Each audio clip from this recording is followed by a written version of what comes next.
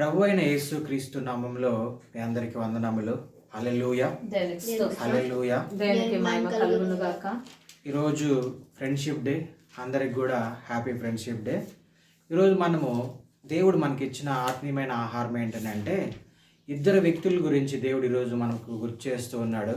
ఒకరు వచ్చి దావీదు భక్తుడు, రెండోది సౌలు కుమారుడైన యోనతాను. వాళ్ళిద్దరి గురించి ఈరోజు మనము కొన్ని విషయాలు తెలుసుకుందాము. చూడండి, మొదటి సమూయేలు గ్రంథము 18వ అధ్యాయము 1-3 వచనాలు మనం చదువుకుంటే 4 వచనాల వరకు. దావీదు సౌలుతో మాట్లాడుట చాలించినప్పుడు యోనతాను హృదయము దావీదు హృదయముతో కలిసిపోయెను. హల్లెలూయా. ఎవరి హృదయం ఎవరితో కలిసిపోయిందంట? యోనతాను హృదయము దావీదు హృదయముతో కలిసిపోయిందంట. హల్లెలూయా. చూడండి, ఈరోజు వాళ్ళిద్దరూ ఫ్రెండ్స్ అంటే ఆయన దగ్గరుండే ఆ గుణగణాలు చూసి, ఆయనలో ఉన్న ఆ మంచి బుద్ధిని చూసి, మంచి గుణాలను చూసి దావీదును చూసే కాడికి యోనతానికి ఏమైందంట, ఆయన హృదయము ఈయన హృదయము రెండు కూడా కలిసిపోయాయంట. హల్లెలూయా. ఈరోజు మనము మన హృదయములు మనతో కలుసుకొని ఉన్నాయో లేదో ఒకసారి చూసుకోవాలి. 15 సంవత్సరాలు 20 సంవత్సరాలుగా భార్యాభర్తలు కలిసి ఉంటూ ఉన్నారు. 50 సంవత్సరాలుగా కుటుంబములు అందరూ కలిసి ఉంటూ ఉన్నారు.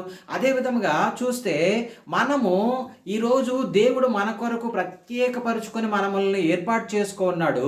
ఈరోజు నీ హృదయము దేవుని హృదయంతో కలిసి ఉందా లేదో కూడా చూసుకోవాలి. హల్లెలూయా. మనం జ్ఞాపకం చేసుకోవాల్సింది ఏంటి అంటే, ఇక్కడ దావీదును చూసిన వెంటనే దావీదుతో సౌలు సాలించిన తర్వాత యోనతాను హృదయము దావీదు హృదయంతో ఏమైందంట? కలిసిపోయిందంట. హల్లెలూయా. ఈరోజు మనం జ్ఞాపకం చేసుకోవాల్సింది ఏంటి అని అంటే, మన హృదయము దేవునితో కలిసి ఉందో లేదో చూసుకోవాలి. ఎందుకనంటే నీ కొరకు నా కొరకు యేసు క్రీస్తు ప్రభువు వారు నిన్ను నన్ను ప్రేమించి తన కుమారుని లోకానికి పంపించిన దేవుడు తండ్రి, ఈరోజు ఆయన మన కొరకు, మన పాపముల కొరకు, మన శాపముల కొరకు ఆయన మరణించి ఆయన తిరిగి లేచి నీ కొరకు నా కొరకు ఆయన రక్తం కార్చి ఉన్నాడు. ఆయన నీ కొరకు నా కొరకు అనేక బాధలను అనుభవించాడు, అనేక శ్రమలను అనుభవించాడు. అయితే అంత శ్రమపడిన దేవునికి, అంత శ్రమపడిన ఆయనకి నీ హృదయము ఆయన హృదయము కలిసి ఉందో లేదో ఒకసారి జ్ఞాపకం చేసుకోవాలి. ఈరోజు నిన్ను ప్రత్యేకపరచుకున్నాడు, నిజమే, నిన్ను ప్రత్యేకపరచుకున్నాడు, నిన్ను ప్రత్యేకంగా రక్షించుకొని ఉన్నాడు. అయితే నువ్వు ఈ లోకంలో పడిపోయి, ఈ లోక ఆస్తుల్లో పడిపోయి నువ్వు దేవుని హృదయముకు దూరంగా ఉన్నావేమో. నీ హృదయము ఎక్కడుందో ఒకసారి జ్ఞాపకం చేసుకోవాలి. నీ హృదయము దేవునితో కలిసి ఉందా? నీ హృదయము దేవుని హృదయంతో ఏకీభవించి ఉందా? నీ హృదయము దేవుని హృదయంతో సమాధానం పడి ఉన్నదా లేదో ఒకసారి జ్ఞాపకం చేసుకోవాలి. ఇక్కడ వీళ్ళిద్దరు హృదయం ఎందుకు కలిసిందేనంటే, వీళ్ళిద్దరి మనసు ఒకేలాగుంది. హల్లెలూయా. వీళ్ళిద్దరి ఆలోచనలు ఒకేలాగున్నాయి, వీళ్ళిద్దరి మనస్తత్వం ఒకేలాగుంది కాబట్టి వీళ్ళిద్దరి హృదయములు కలిశాయి. హల్లెలూయా. ఈరోజు చూడండి, నీ హృదయము సరిగా లేదు, కానీ దేవుని హృదయం నీతో కలవాలనుకుంటూ ఉంది. ఏమనుకుంటుంది?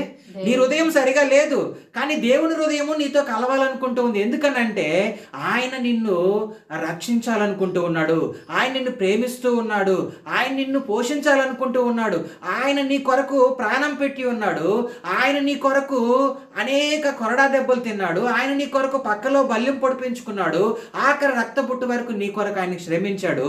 అయితే ఈరోజు ఆయన హృదయము నీ హృదయంతో కలవాలనుకుంటూ ఉంది. అయితే నువ్వు మాత్రం లోకంలో ఉన్న వాటి అన్నిటిపైన ఆశ పెట్టుకున్నావు, లోకంలో అన్నిటిపైన ధ్యాస పెట్టుకున్నావు. దానివల్ల దేవుని హృదయము, నువ్వు దేవుని సన్నిధానంలోకి వస్తూ ఉన్నావు, కానీ దేవుని హృదయంకు నీ హృదయమునకు చాలా దూరంగా ఉన్నాము. అయితే మనం జ్ఞాపకం చేసుకోవాల్సింది ఏంటంటే, ఎప్పుడు మనము దేవుని హృదయంతో కలిసిపోతుంది అని అంటే, దేవుడు చెప్పిన ఆజ్ఞలను అనుసరించి దేవుని రక్తంలో కడగబడి దేవుని ప్రేమను నువ్వు పొందుకొని దేవుని సత్యమైన మార్గంలో నువ్వు నడిచినప్పుడు నీ హృదయము ఆయన హృదయం కలుస్తుంది. ఇప్పుడు చూడండి, ఇక్కడ సౌలు కొడుకు ఎవరు? యోనతాను. కానీ సౌలుకి యోనతానికి ఎప్పుడు కూడా అంత దగ్గరే సంబంధం ఉండదు, కానీ తండ్రి కొడుకులే. కాకపోతే ఎవరో సంబంధం లేని వ్యక్తిని దేవుడు ఇక్కడికి పంపించాడు. ఎవరితను? దావీదుని ఇక్కడికి ఎందుకు పంపించాడని అంటే, అక్కడ యుద్ధం జరుగుతూ ఉంది. కానీ సౌలు ఏం చేస్తూ ఉన్నాడు? ఆ యుద్ధాన్ని గురించి భయపడుతూ ఉన్నాడు. ఫిలిస్తీన్ల గురించి, ఫిలిస్తీయుడైన ఎవరు గొలియాతు గురించి భయపడుతూ ఉన్నాడు. అక్కడ ఉన్న పరిస్థితుల్ని ఆయన భయపడుతూ ఉన్నప్పుడు దేవుడు ఆయన్ని అక్కడికి పంపించాడు, ఆ ప్రాంతానికి. ఎందుకు? తన అన్నలకి భోజనం తీసుకొని వెళ్ళాడు అక్కడికి. ఎప్పుడైతే భోజనం అక్కడికి తీసుకువెళ్ళాడో సౌలు భయపడుతూ ఉన్నాడు. సౌలు ఆలోచన ఏంటో తెలుసా? ఎప్పుడైతే చీకటి పడిపోతుందా, యుద్ధం ఆగిపోతుందా, నేను బ్రతికిపోతాను, నేను జీవిస్తాను అనుకుంటూ ఉన్నాడు. కానీ సౌలును కూడా దేవుడే ఏర్పాటు చేసుకున్నాడు. సౌలుకు మాత్రము దేవుని హృదయంతో ఇప్పుడేం లేదు, అంత కనెక్షన్ లేదు. దేవుని హృదయంతో ఆయన సమాధానం పడలేదు. దేవుని హృదయంతో కలిసి ముందుకు వెళ్ళడం లేదు. ఈయన సొంత ఆలోచనలు కలిగి ఉన్నాడు. అదే దేవుని జీవం కలిగిన దేవుణ్ణి అక్కడ మోకరించి, ప్రభువా నువ్వు నాకు తోడుగా ఉంటే నేను ఖచ్చితంగా నేను ఈ యుద్ధంలో జయిస్తానని ప్రార్థన చేయలా. ఎప్పుడైతే చీకటి అవుతుందో యుద్ధం ఆపివేయచ్చానని మరుసటి రోజు మళ్ళీ ఎప్పుడు అవుతుందని ఎదురు చూస్తూ ఉన్నాడు. అయితే దేవుడు తన కుమారుడైన దావీదుని అక్కడికి కుమారుని పంపించాడు. అందుకనే ఇక్కడ ఏం జరుగుతుందని అంటే, యోనతాను హృదయముతో దావీదు హృదయము కలిసిపోయింది. చూడండి, దేవుని హృదయము మన హృదయము కలిసిన తర్వాత ఏదోని వనంలో కూడా ఇదే సేమ్ పరిస్థితి. దేవుడు బిడ్డలు ఇద్దరిని ఏర్పాటు చేసుకున్నాడు. దేవునితో సంబంధం ఉంది. దేవుని హృదయము వాళ్ళ హృదయము కలుసున్న రోజులు మధ్యలో ఎవ్వరూ కూడా ఎంటర్ అవ్వలేదు.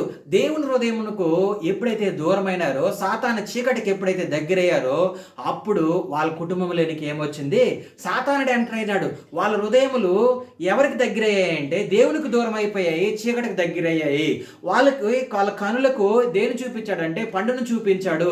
అయితే ఇక్కడ మనం జ్ఞాపకం చేసుకోవాల్సింది ఏంటంటే, ఎప్పుడైతే దేవునికి దూరం అయ్యారో వాళ్ళ లోకమునకు దగ్గరయ్యారు, లోక ఆశలకు దగ్గరయ్యారు. అలాగే లోకంలో ఉన్న ఏ పండునైతే తినద్దన్నాడో ఆ పండు మీదే వాళ్ళకి ఆశ కలిగింది. ఏ పండు తింటే చనిపోతారని చెప్పాడో ఆ పండునే వాళ్ళు తిన్నారు. అయితే దేవుడు ఏమై ఉన్నాడంటే ఆయన ప్రేమ స్వరూపి. అందుకని వాళ్ళని ఆ పండు తిన్నా కూడా వాళ్ళని ఏం చేశాడు? క్షమించాడు. అది క్షమా కలిగిన హృదయము. నా బిడ్డలు తప్పు చేశారు, అయినా నేను ఏం చేస్తూ ఉన్నాను? వీళ్ళని క్షమిస్తూ ఉన్నాను. అయితే జీవం కలిగిన ఈ తోటలో నుంచి నేను ఏం చేస్తాను? ఈరోజు వీళ్ళని బయటికి తోలివేస్తానని చెప్పాడు. అందుకని అక్కడి నుంచి వాళ్ళని బయటికి పంపివేశాడు. ఎందుకంటే ఈరోజు చూడండి, వీళ్ళిద్దరు హృదయములు ఏకమయ్యాయి. వీళ్ళిద్దరు హృదయములు ఏకమైన తర్వాత చూడండి, యోనతాను దావీదును తన ప్రాణ స్నేహితుడిగా భావించుకొని అతనిని ప్రేమించెను. యోనతాను ఏం చేశాడంటే దావీదుని తన ప్రాణ స్నేహితుడిగా చేసుకుని ఆయనను ప్రేమించాడంట. ఎవరిని? దావీదుని ప్రేమించాడు. మొదట వాళ్ళిద్దరు హృదయములు ఏమయ్యాయి? ఏకమయ్యాయి, కలిసిపోయినాయి. తర్వాత ఏమైంది? వాళ్ళ పరిస్థితులు, వాళ్ళు ప్రాణ స్నేహితుడి కంటే నా ప్రాణానికన్నా ఎక్కువగా నేను దావీదుని ప్రేమిస్తూ ఉన్నాను, భావిస్తూ ఉన్నాను అని అంటూ ఉన్నాడు. ఈరోజు నువ్వు జీవము కలిగిన దేవుడే నీకు ప్రాణ స్నేహితుడు. హల్లెలూయా. నేను నా జీవితంలో జరిగిన ఒక సంఘటన చెప్తాను, వినండి. ఏంటనంటే, నేను డిగ్రీ చదువుకునే రోజుల్లో ఒక వ్యక్తి బ్యాగ్ తీసుకొని మా రూమ్ ఎదురుగా అలోగేలాగా తిరుగుతూ ఉన్నాడు. మా రూమ్ ఎదురుగా అటు ఇటు తిరుగుతున్నాడు కింద.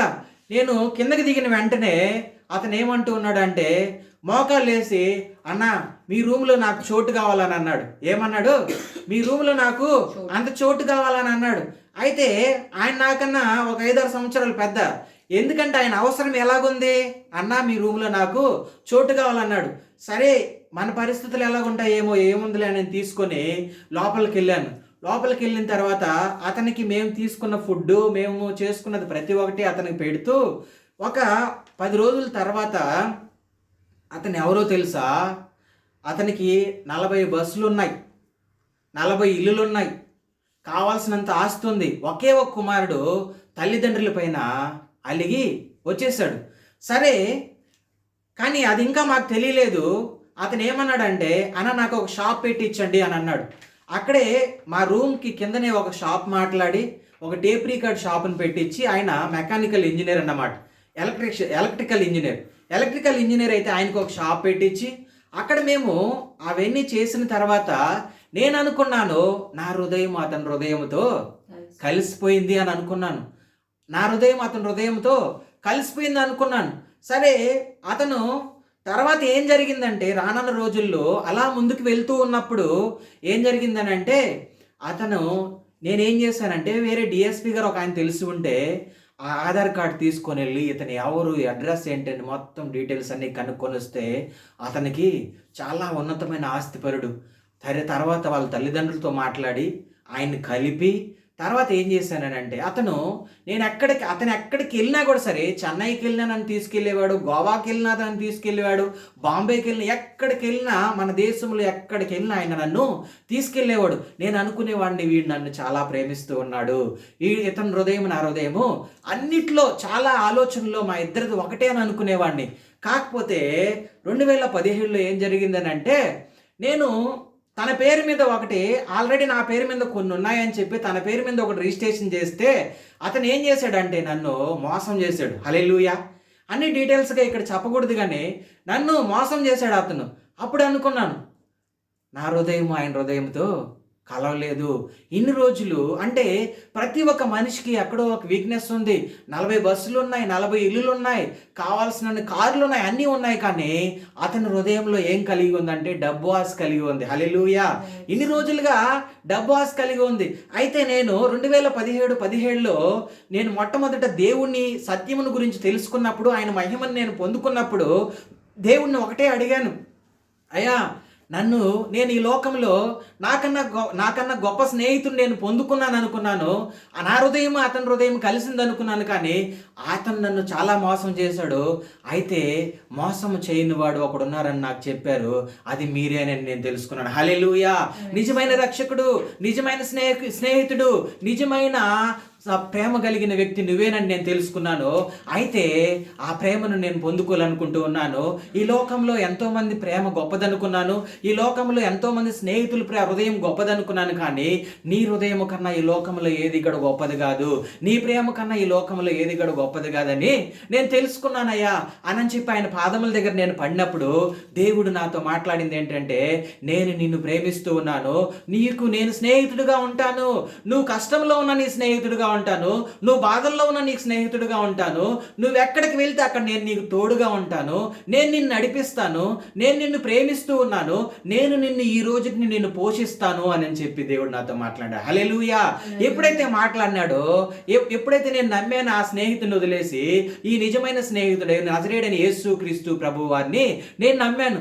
ఆయన నమ్మడం వల్ల ఈరోజు నా జీవితంలో ఏ స్నేహితుడైతే నన్ను మోసం చేశాడో ఆ స్నేహితుడు 2024 మార్చి 2వ తారీఖున నన్ను మోసం చేసిందంతా కూడా నాకు ఒక 75% నాకు రిటర్న్ ఇచ్చినాడు అతను. హల్లెలూయా. అంటే మనం జ్ఞాపకం చేసుకోవాల్సింది ఏంటి అంటే, నిజమైన స్నేహితుడితో నువ్వు పోరాడితే, నిజమైన స్నేహితుడు నీ హృదయం కలిస్తే, నిజమైన స్నేహితుడు 2017 నుంచి 2024 వరకు ఎన్ని సంవత్సరాలు? 17, 18, 19, 20, 21, 22, 23, 24 దగ్గర 8 సంవత్సరాలు నేను దేవునితో పోరాడాను. నిజమైన స్నేహితుడికి నా బాధను చెప్పుకున్నాను, నిజమైన స్నేహితుడికి నా హృదయం అప్పగించాను, నిజమైన స్నేహితుడికి ఆ ప్రేమను నేను పొందుకున్నాను. అప్పుడు ఆయన ఏం చేశాడంటే నా హృదయంలో గొప్ప మేలులతో నింపాడు. నా హృదయంలో ఉన్న బాధనంతా తీసివేసి నా హృదయంలో సంతోషంతో నింపాడు. హల్లెలూయా. నా హృదయంలో సంతోషంతో నింపాడు అతను. ఎవరంటే ఈ లోకంలో ఎవ్వరూ నిన్ను సంతోషంగా ఉంచలేరు.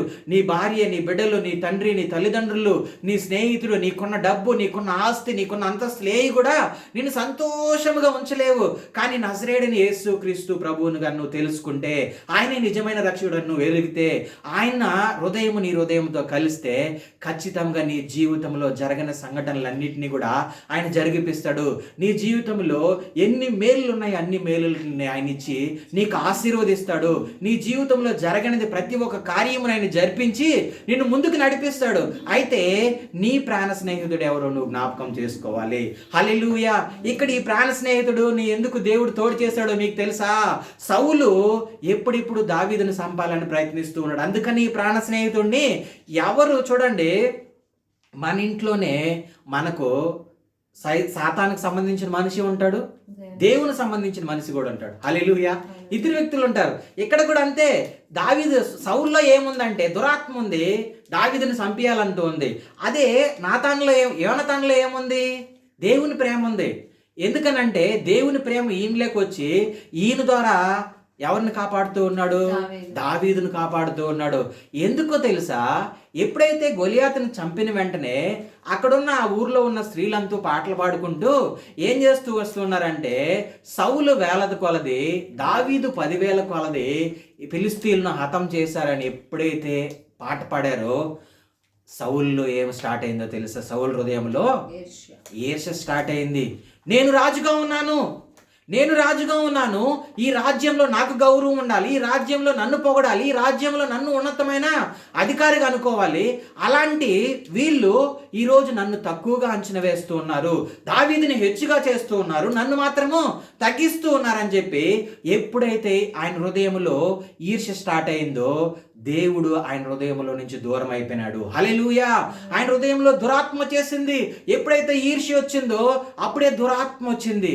ఇక్కడ చూడండి, దావీదు ఒక పని చేస్తూ ఉన్నాడు. ఏంటనంటే, దావీదు సౌలు తనను పంపిన చోట్లకెల్లా పోయి సుబుద్ధి కలిగి పని చేసుకుని వచ్చిన గనుక సౌలు యోధుల మీద అతన్ని నియమించాడు. ఓకే, అక్కడ వరకు బాగానే ఉంది. సౌలు యోధుల మీద ఎవరిని నియమించాడు? దావీదుని నియమించాడు.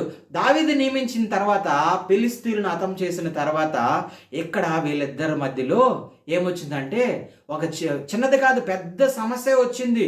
ఎప్పుడైతే ఈ స్త్రీలు పాట పాడుతూ ఇక్కడ స్టార్ట్ చేశారో అప్పుడు ఆయన హృదయం ఏమైందంటే నొచ్చుకునింది. నాకంటే గొప్పవాడు దావీదు అయిపోతాడు, ఎలా చేయాలి? ఇతనిని ఏ రకంగానైనా చంపియాలనుకున్నాడు. ఏ రకంగానైనా ఏదో చెప్పి సర్ది చెప్దాం అనుకోలేదు. ఏ రకంగానైనా ఇతనిని ఏం చేయాలి? నేను చంపివేయాలనుకున్నాడు. అయితే దేవుడు అంటూ ఉన్నాడు, ఈరోజు అలాంటి పరిస్థితులు, అలాంటి శత్రువులు నీకు ఎవరైనా ఉన్నా కూడా సరే, దేవుడు అంటూ ఉన్నాడు, నేను నీకు స్నేహితుడిగా ఉంటానంటూ ఉన్నాడు. హల్లెలూయా! నేను నీకు స్నేహితుడిగా ఉంటానంటూ ఉన్నాడు. నేను నీకు తోడుగా ఉంటానంటూ ఉన్నాడు. నేను నీకు తోడుగా ఉంటే నిన్నెవరు కూడా ఏమీ చేయలేరు. ఎందుకనంటే నేను జీవము కలిగిన దేవుణ్ణి, నేను ఈ సృష్టిని సృష్టించిన వాడిని నేనే. ఈ సృష్టికి అంతము కూడా రాబోయేది నా వల్లనే వస్తూ ఉంది. ఈరోజు నిన్ను నడిపిస్తున్న వాడిని నేనే, నిన్ను రక్షించిన వాడిని నేనే, ఈరోజు నిన్ను పోషిస్తున్న వాడిని నేనే, నిన్ను ప్రేమిస్తున్న వాడిని నేనే, నీ కొరకు ప్రాణం పెట్టిన వాడిని కూడా నేనే అని చెప్పి యేసుక్రీస్తు ప్రభువారు ఈరోజు నీకు చెప్తూ ఉన్నాడు. నమ్మకమైన స్నేహితుడు ఈ లోకంలో ఎవరు ఉండరండి. అందరూ మోసం చేస్తూ ఉంటారు. ఎవరికి తగినట్టుగా వాళ్ళు జీవితమును కొనసాగించుకుంటూ వెళ్ళిపోతూ ఉంటారు. అయితే ఒక ఆయన ఉన్నాడు, ఆయన జీవము కలిగిన దేవుడు, నజరేయుడైన యేసుక్రీస్తు ప్రభువారు. నీ కొరకు నా కొరకు ఆయన ఏం చేస్తాడు తెలుసా? ప్రాణం పెట్టే స్నేహితుడు, ప్రాణము పెట్టిన స్నేహితుడు. ఈ లోకంలో ఏ స్నేహితుడైనా ప్రాణం పెడతాడా? ప్రాణం పెట్టడు. నీ దగ్గర డబ్బున్న రోజులు నీతో హ్యాపీగా తిరుగుతాడు. నీ దగ్గర డబ్బు అయిపోతానే నిన్నేం చేస్తాడు? వదిలివేస్తాడు. నీకేదైనా సహాయం కావాలంటే ముందు ఎవరికి ఫోన్ చేస్తావు? ఒక స్నేహితుడికి ఫోన్ చేస్తావు. కానీ వాడేమంటాడంటే, వీడు ఇస్తాడా ఇవ్వడా, మళ్ళీ రిటర్న్ నాకు డబ్బులు, వీడి వల్ల ఏదైనా సమస్య వస్తుందా రాదా అని అనుకుంటాడు. అయితే నిజమైన స్నేహితుడికి నువ్వు ప్రార్థన చేస్తే ఖచ్చితంగా నీ సమస్యను తీర్చివేస్తాడు. ఆయన యేసుక్రీస్తు ప్రభువారు. ఈ లోకంలో నీకు సమస్య వచ్చిన వెంటనే స్నేహితుడి దగ్గరికి వెళ్తావు. ఆ స్నేహితుడి వల్ల నీకు ఎలాంటి రక్షణ లేదు. ఆ స్నేహితుడి వల్ల ఎలాంటి ప్రేమను నువ్వు పొందుకోలేవు.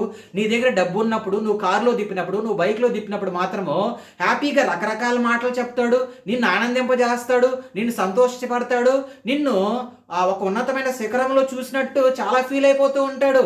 అయితే అలాంటి స్నేహితుడు నీకు రక్షించలేడు నిన్ను. అలాంటి స్నేహితుడు నిన్ను ఈ లోకంలో ఒకవేళ నిన్ను పోషించవచ్చు, ఈ లోకంలో నీకు కావాల్సిన ఆహారం ఇవ్వచ్చు, కానీ పరలోక సంబంధమైన రక్షణ ఇవ్వాలంటే పరలోక సంబంధమైన యేసుక్రీస్తు ప్రభు వారి స్నేహాన్ని నువ్వు పొందుకోవాలి. హల్లెలూయా!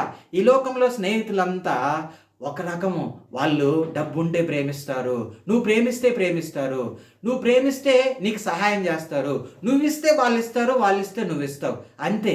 అయితే ఒక ఆయన ఉన్నాడు, ఆయన యేసుక్రీస్తు ప్రభువారు. ఆయన నువ్వేమి ఇవ్వకపోయినా కూడా సరే నీ కొరకు ప్రాణం పెట్టాడు. హల్లెలూయా!